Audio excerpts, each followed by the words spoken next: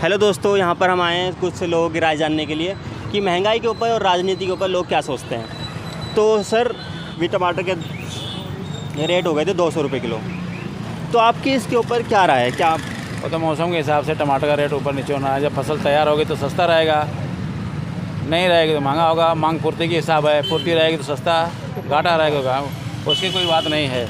और सिलेंडर के दाम भी 200 रुपये कम हो गए। अब लगता है इलेक्शन जैसे आ रहे हैं उसके हिसाब से काफ़ी चीज़ों के दाम घटेंगे, और जैसे महंगाई, LPG के दाम कम हुए, हो सकता है पेट्रोल के दाम भी कम होंगे। तो आवश्यकता अगर उनके पास क्षमता रहेगी, भंडार भरा रहेगा, कम कर सकते हैं पेट्रोल, नहीं तो यही रहेगा। गैस तो उनका जो होगा अपना फार्मूला, अपना उस पर चलेंगे। हाँ, वो प्राइवेट कंपनी, वो तो प्राइवेट कंपनियां उन पर जो कंट्रोल करेगी अपना गवर्नमेंट। तो अगर आपको ये पूछा जाए कि 2024 महंगाई से मतलब नहीं, प्रशासन से मतलब है। महंगाई से नहीं है, महंगाई क्या हो रही क्या नहीं हो रही, प्रशासन हमारा सही चल रहा है, उस पर निर्भर करने हमें। अच्छा चल रहा है, बस अच्छा चल रहा है, हम इस पर महंगाई पर कोई डिपेंड नहीं है कि महंगा सस्ता से मतलब नहीं है।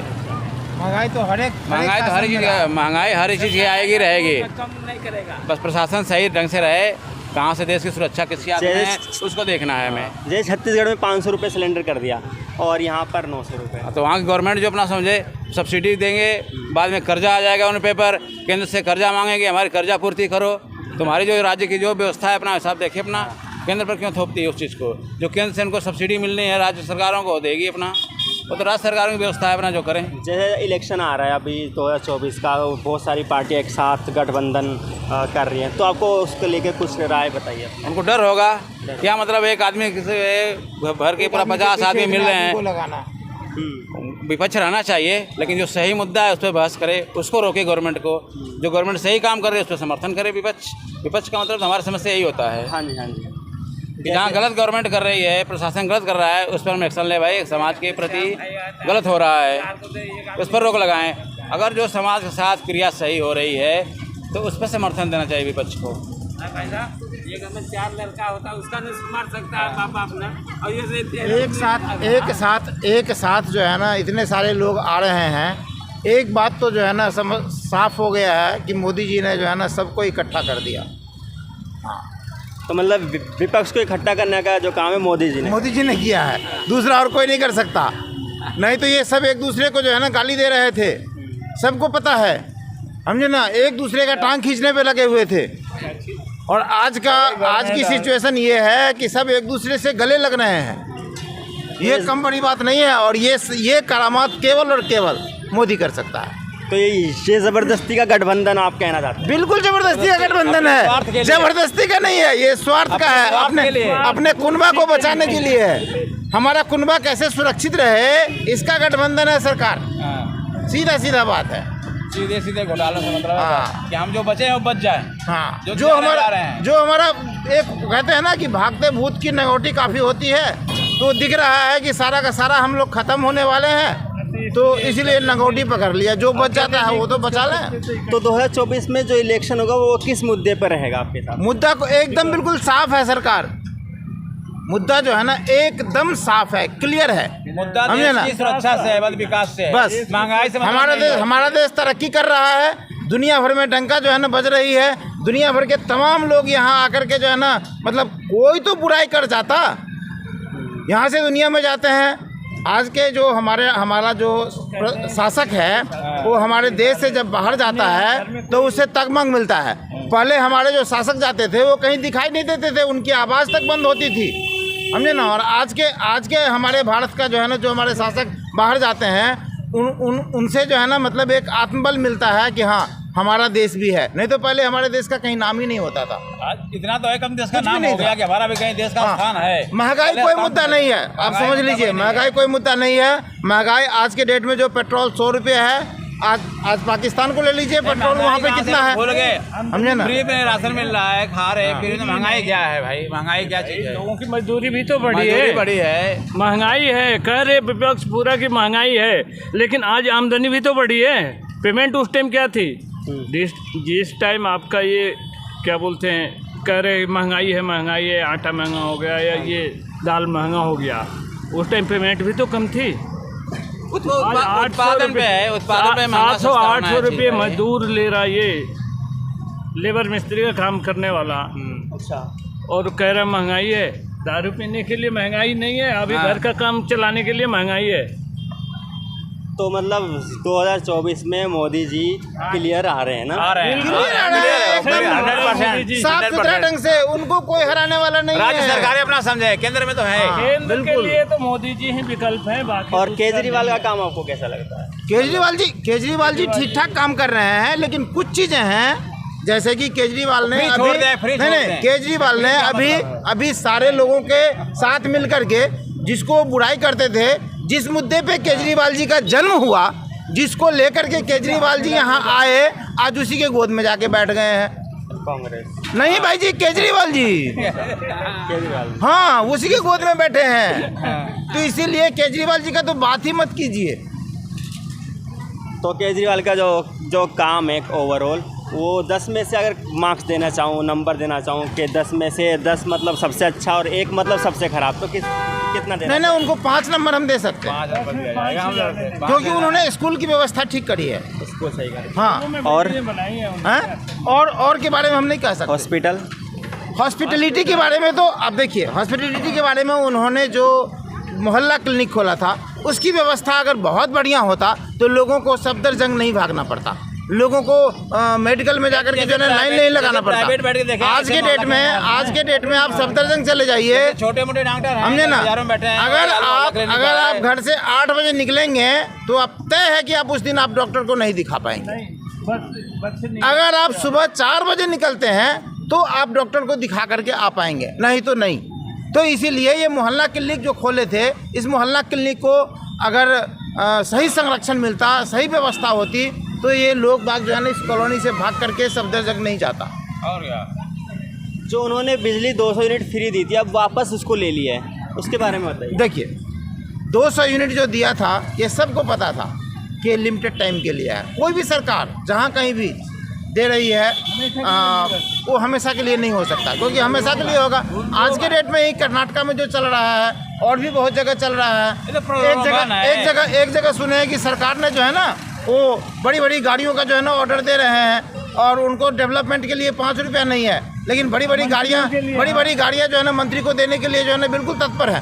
तो ये सोच करके बड़ा घबराहट होता है कि ये सरकार आ तो जाता है इस मुद्दे पे कि अजी हम सब कुछ करेंगे, लेकिन सामने जब आता है तो सारे के सारे खोखला व्यवस्था नजर आता है। लेकिन अब प्रलोभन देते हैं मतदाता के लिए, बस ये बात क्या है, कुछ नहीं, बस प्रलोभन है कि हमारा मतदाता। लेकिन ये एक बात तय है कि जनता के पास जिसके हाथ पैर मजबूत हैं, उनको फ्री का कुछ नहीं चाहिए।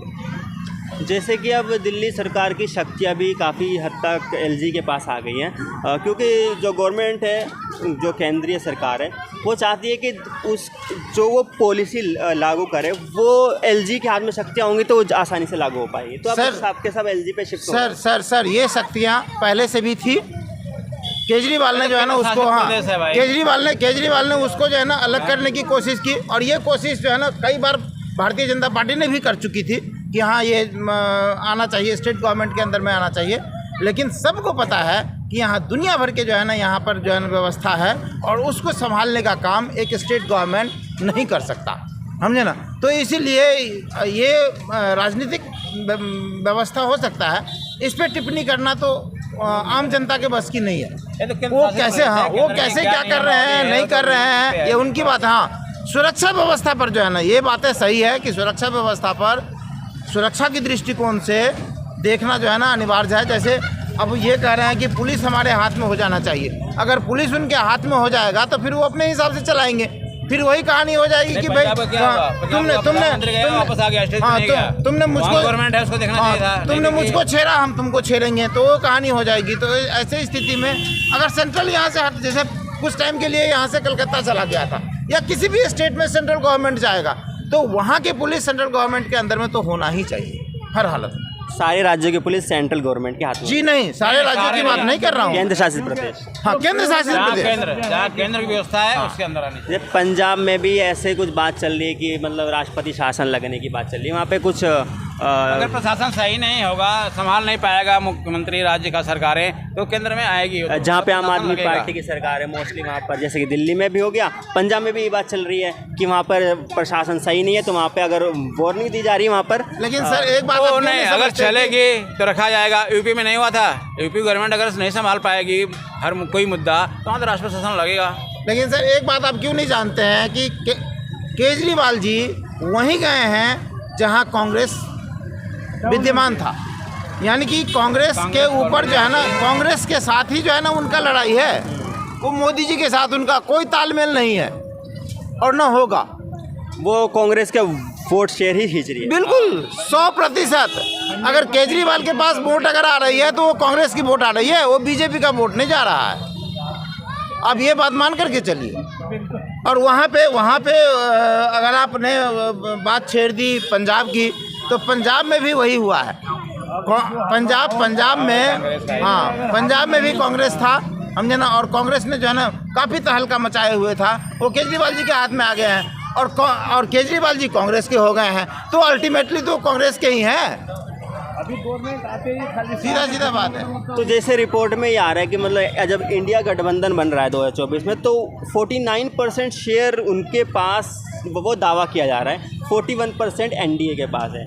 तो क्या आपको ये इसके बारे में? देखिए मैं आपको एक बात बताता हूँ, ये आंकड़े की बात तो जो है ना वही करेंगे, लेकिन ये सच है कि ये सारे के सारे इकट्ठा तो हो गए हैं, लेकिन जैसे ही सीट शेयरिंग की बात आएगी, ये सब के सब विभक्त हो जाएंगे। अरे सीट शेयरिंग में वो सही बात है।